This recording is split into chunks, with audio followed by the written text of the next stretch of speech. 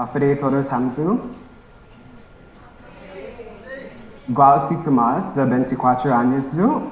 La anay 10 años yo. Koni magi si total. Guam zani Manilo zani familia aku ginin luta. Sa malago git na paufen espia 8 na tetonya sa esta Ritarao ginini gobetno ni sinamai. Gadzo na tempo hali si total na duruham fuminu Ingles gual zan Imanyelu za enegi hinasonya na sempre man malafay ni ifinanina na finota ifino CHamoru. Pues untunga ilagnya zangengay gal ge eskwela hungan usa ifino Ingles. Zangin matang zutati parigima fanfino CHamoru. But that didn't really work out long. My parents found it very difficult. And eventually they just reverted back to speaking strictly in CHamoru and we could respond in English. And it's worked, for a while. But then at the time I was trying to formulate my answers, I just wasn't verbalizing it. And I was so young and I really wanted to make them proud, but I was also scared that if I made a mistake or if I said something wrong, I would be ridiculed, I would be shamed almost for saying it the wrong way. And I know there's a lot of us within our younger generation who feel the same way.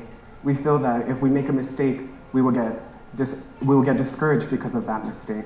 However, when it comes to me, and when I help people with CHamoru, I politely correct them and I tell them that it's not really about how you're being corrected, it's what is being corrected. So the other day, I'm flipping through the pages of the Guam Daily Post, and I see this page. And it really stuck out to me, because on one side, we have Dr. B, who is talking about how the feeling of using a different language kind of scares him, the way it scares most of us, and that native speakers of that language should help as much as they can to correct us, to say it the right way. And on the other side, we have Senor Palomo from the University of Guam, demonstrating to us how we can form CHamoru words by breaking down each component of a word. Now, I'm not really sure if the people at the Guam Daily Post were aware of how beautifully arranged this page was, because to me, these two pages, they're having a conversation. They're talking about something that is really important, and it's something that we need to talk about. So, how many of you guys ever seen this sign at UOG? And you notice that there's an English name and there's a CHamoru name. And I'm pretty sure if you've gone through any other public place here in Guam, you would see the same type of sign, one in English, one in CHamoru. We as bilingual speakers are kind of like that sign. We exist in one location, but we belong to two different language communities. And just for information's sake, for those of us who don't really understand bilingualism here in Guam, it's a phenomenon that occurred through what linguists would call vertical contact, which basically means that our original language group got absorbed into a bigger language group. For example, many of us here probably come from a different language community, but we all speak English. But I don't want to focus on how did this come to be. I want to focus on how do we move beyond this? How do we help sustain our language? How do we prevent it from dying? So, as of 2017, we have a population of about 167,000 people. And of that population, only 37% identifies CHamoru, and only 18% is spoken. So to combat this, I came across this equation from Dr. Martin Ahala, and it says that sustainability, for language sustainability, you need to strengthen your internal influences and your ethno-linguistic vitality, and you must outweigh your external influences. Now, I'm pretty sure a lot of you are already lost, and you're like, what is he even saying? I'll get to that.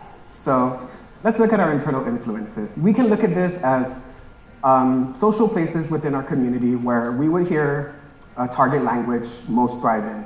For example, with me, I would hear CHamoru thrive within my family. My parents speak it to each other, they speak it to my siblings and I. But for some others, it might not come that easy. It could be being exposed to the language only when you go to school and you have to take the mandatory CHamoru class, or if you just happen to stumble into church and, oh my God, they're playing the CHamoru Mass. Or if you go to a Lisadzu or a rosary and they're like playing the CHamoru prayers. These are all social institutions that we could use to help keep our language thriving. I know this word sounds very intimidating and it's hard to understand, but it basically means that we as a language community need to be able to work together as one cohesive unit.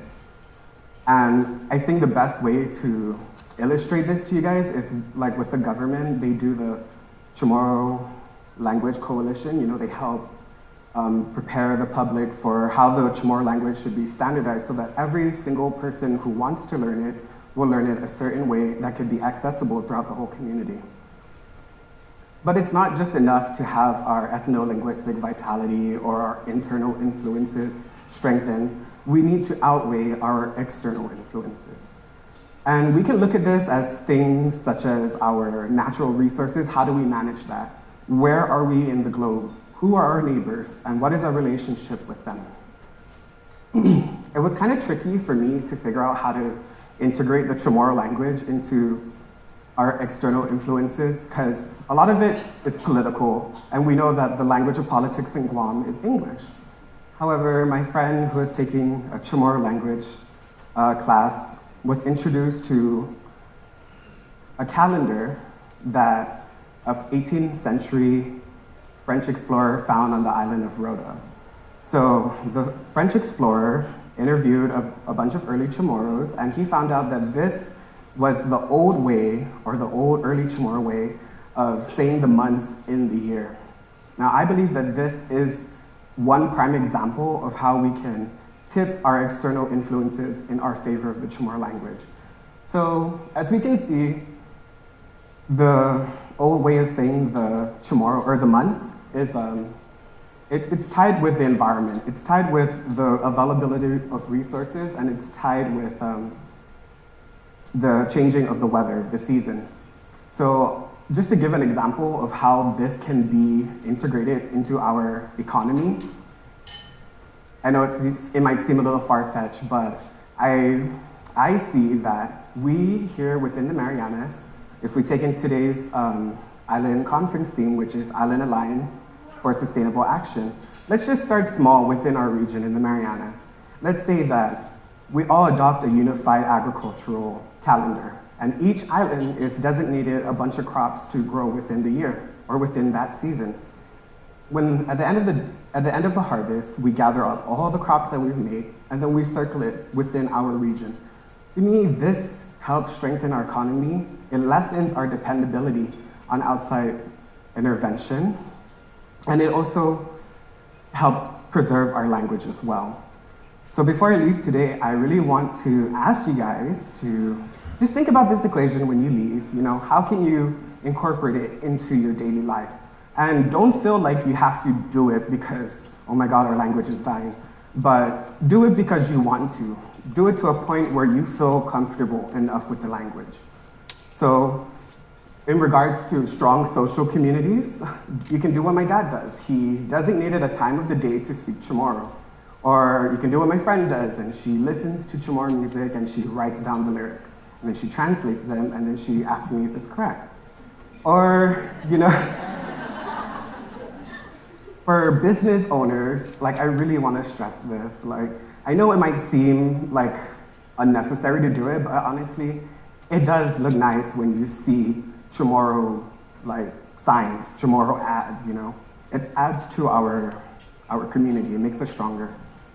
But then we also need to work as a cohesive unit. We need to cooperate with each other.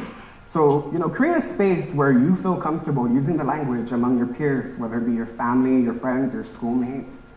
Just create a space where you guys can call each other out on your shortcomings, but not feel offended. And remember that it's always important to look at what is being corrected as opposed to how you're being corrected. And lastly, like I said, as far-fetched as it is, I really think that if we learn to incorporate our language into our economy, we can provide sustainable action. For those of you who have farmer relatives, make that your environment to learn the language. Because in my eyes, in my experience, so many times where I speak to people, the subject of food comes up. Wouldn't it be nice to know what certain foods are called, what certain crops are called? And trust me, CHamoru's will love that. So thank you.